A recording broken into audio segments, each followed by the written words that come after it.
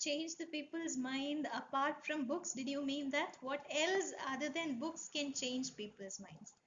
Okay. Uh, okay. So apart from books, what can change people's minds? Good interactions can change people's minds. Just imagine, like, we are all sitting here together, we are all talking many things, lots of things that you little children say, you little sisters and brothers say, are inspiring me. And many things that I say will influence you. So, effective discussions or effective conversations with people, you know, all these, even if you take the case of mm, growth of renaissance in India, or growth of renaissance in European countries, and even after that in England and all, you have these things called coffee houses, just like we have chai kadas here in our Kerala. In England we have such local coffee houses where people come together, where people get to discuss things. So it's not only about reading, it's also about discussing the things that you have read with others. When you share your views with others, when you discuss it with others, you get to know more, your perspective widens. So that's one way how society changes as a group. Reading is, after all, an individual process. You take a book, you look into that book, the book and you, that's it. But when a group of people come together after reading the book to have a conversation or to discuss on it, see, the scope widens, the entire community gets involved there. So that's one thing that that is possible, through which a social reconstruction takes place. Apart from that, what do you think, Nandana? What else can we do?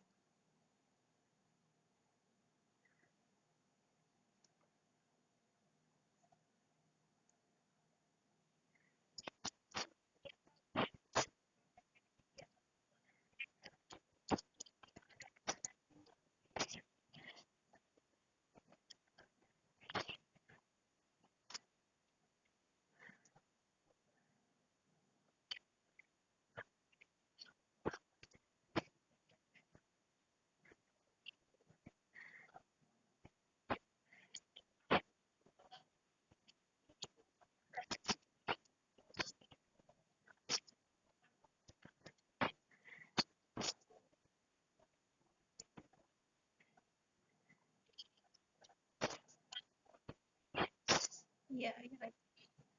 And the thing is, like, what makes man different from the age in which he lived in caves, and what makes man different now?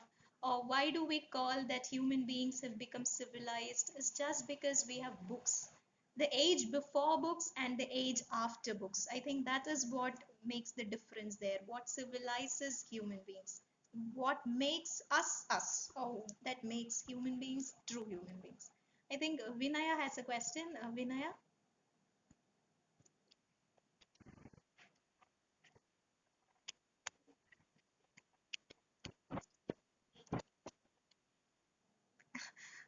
Alchemist. I cannot say. I think I read it when I was in ninth standard. I read The Alchemist in ninth standard. But that was just a plain reading. Okay, it was just for pleasure. Just I read it in my school library. When I read it, I think over 2 months time, because we have only one library hour a week. So every library hour I used to go there and read. So it took some time. Over 2 months, I finished reading it. But then, of course, I enjoyed it. I came home, I told the story to my brother, to my mother, to my father. I just, it was like I was celebrating Alchemist at home. But then, that was when I was in ninth. Okay, I loved the story, I enjoyed it. Uh, but what happened was, years later, when I was in my second year of college, I had this book as part of my syllabus. I had to learn this book for the exam, okay? Because I'm doing English literature. So, as part of my course in my college, the second year of college, I had to learn this book by Paulo Coelho. And then I had a wonderful teacher. I had Rennie ma'am. She was my teacher who was teaching this book at school, at college. So she taught, the way that she taught this book inspired me so much. Maybe that was a time when I felt quite low, when I felt quite disappointed with many things. But after listening to ma'am's class, after listening to Rennie ma'am's class on Alchemist, this is how it became a very effective discussion in class. Okay, she took this book and the entire class was involved in the discussion. All of us had that opportunity to stand up and say our experiences. Now that became very effective. It influenced me a lot. I cannot yet say that it has influenced me in this particular aspect, this particular event of my life. No, I cannot say like that. But yet, of course, it has been a big deal of influence. It would be helpful somewhere down in the future, somewhere when I face any challenge, when I face any obstacle, this book might be a source of strength for me to hold on to, for me to remember at times of challenges. Thank you. Yes, Advait. Bhadra will come. Excuse me. Okay, Advait.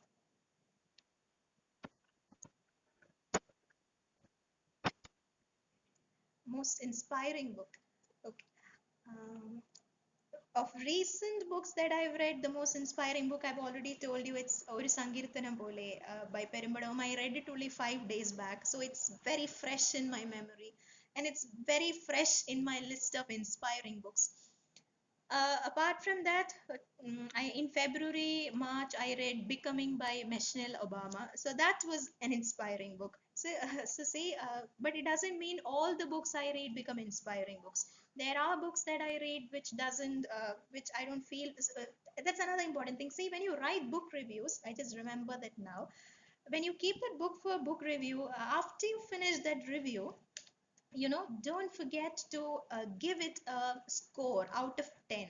How many marks would you give it out of 10? These books like Oru Sankirtanam Pole, Becoming, or I've given it 9.5, 9.6 sorts of score.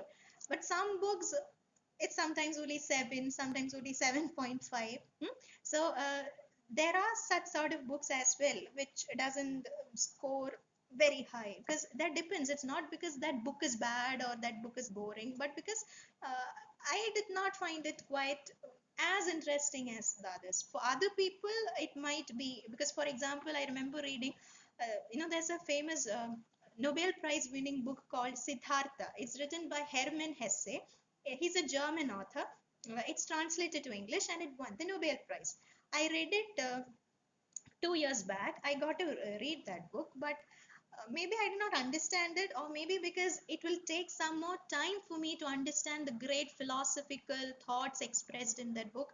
I did not give it 10 or 9. I think I only gave it 7 out of 10. But actually, that's a Nobel Prize winning book. But I told you it will take some time so that it becomes your favorite.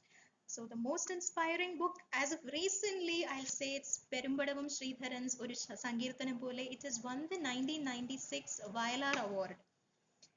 It was written in 1994, 1995. But even after years, see how people are still reading it. Because there are some books which stay alive even after so many years. And then Michelle Obama's Becoming, that was another inspiring book. So my list of inspiring books, it will keep changing. When I read a new book, I say this is my most inspiring book. When I read another one, I say this is my most inspiring book. So that is how. Okay, so keep reading, and then your list of inspiring books will increase. Okay, Advait. Bhadra. Okay.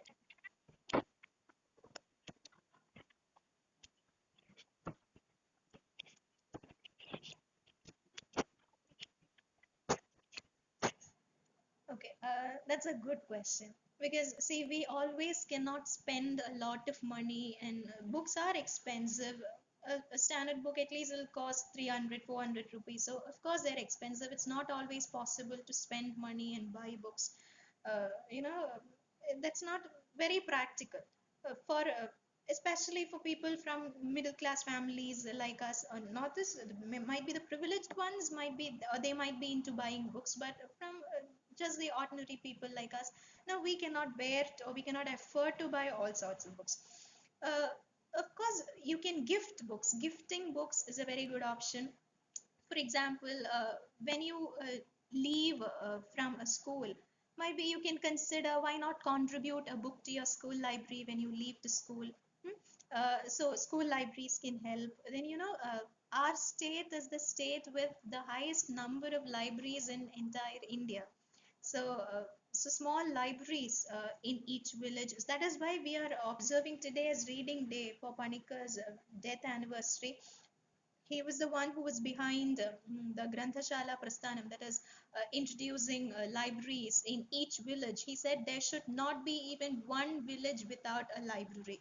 So having such public libraries, that is the most feasible way through which we can we can have access to books, especially for children like us. See, we don't earn anything. We are not employed. We depend on our parents. We cannot pressure. We cannot put extra pressure on them saying that buy me all these books. I want to read all these books. No, that's where a library comes in. Where library will be of great help to read so many books. Then you can gift books. The thing with gifting books is uh, when you gift somebody a book, it's like a gift you can open again and again. You gift somebody a dress or a watch or anything, it's something that you can open only once. But a book is a gift that you can open again and again. So you can gift books, donate books, have such public libraries. But it's disappointing that in times like these, we do not get to have so much of access to libraries. Yeah, so I saw.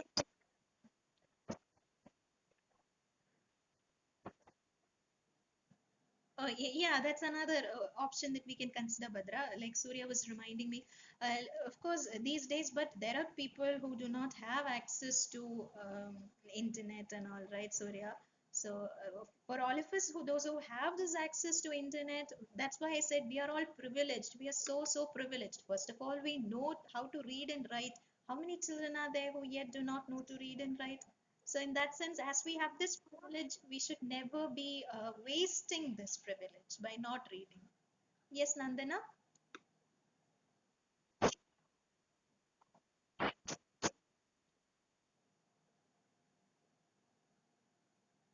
Hello? What was Nandana trying to say? Yes, Nandana?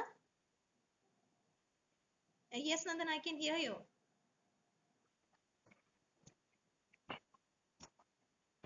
That's all right, Nandana, that's all right. No, I saw somebody asking me how many times I read Randamuram. I have read Randamuram only once. uh, who was that? Who was that asking me? I don't remember. Akshay. Okay, Akshay. I've read it only once. I read it in when I was in ninth standard. Yeah, ninth standard. Again from my school library. And then after the first work of MT that I read was Nalagettu. After reading Nalagettu, the second work that I read was Randamuram. And then by the time I read Randamuram, I was like, I almost fell in love with MT. I wanted to read almost all the books of MT. And then what happened was every time I went to a library, the book that I searched for, the shelf that I run to was this empty Vasudevan Nair, that shelf. So I almost, then I started reading almost all of his works, including Manya, even Vanaprastham, Dar es Salaam, what else? One more work is left. I told you, right? You should always have a list of books that you would love to read in future. And one such book that I place in that list is Kalam. I have not yet read Kalam. I have searched for Kalam in almost all libraries, but every time I go there, they tell me either it's given for binding because the pages have come off or it's not available. So Kalam is a book that I was always looking forward to read. Apart from Kalam, almost all the famous works of MT I've covered. So I've got Kalam left. So Randamuram I've read only once. Okay, might be I'll read it again when I get it in the future. Because when you read it again, see, things change, right? My ninth standard, 5, 6 years later, the situation is different. So yes, Akshay. Yes, Rishita.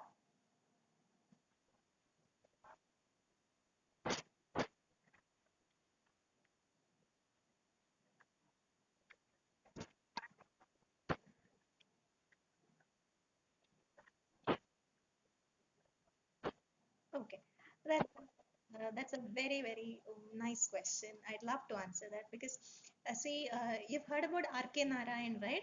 R.K. Narayan, the author of Malgudi Days. Yes. Yeah, exactly. R.K. Narayan, he has come up with, excuse me.